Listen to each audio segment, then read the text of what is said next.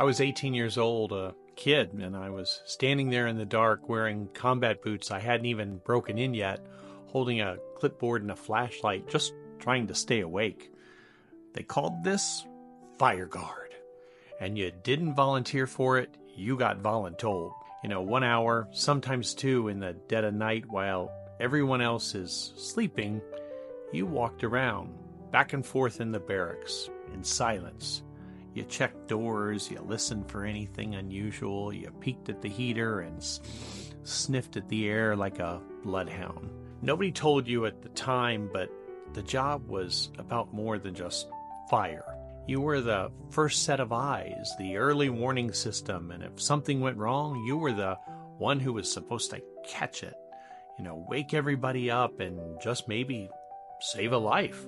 I didn't realize it then, but that job, it sticks with you. Years later, I'm older and hopefully wiser, and I started to think about that again.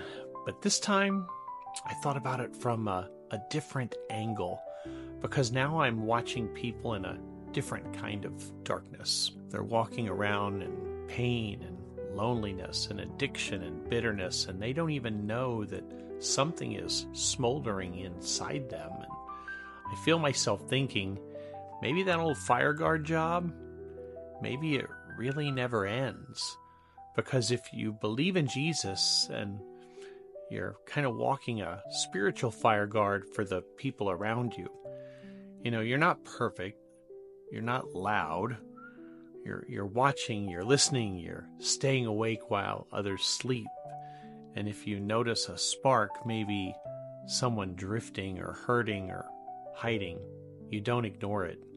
You check in, you show up, and you gently wake them up, because you've seen what the fire can do, and it feels good to be rescued. I guess what I'm trying to say is salvation doesn't always come with a big spotlight. Sometimes salvation's going to show up as a tired kid in boots at 2 a.m. just doing his job so nobody else has to burn. Let me know in the comments what you're thinking, and really, for now, that's all I've got. What you do with it, that's up to you.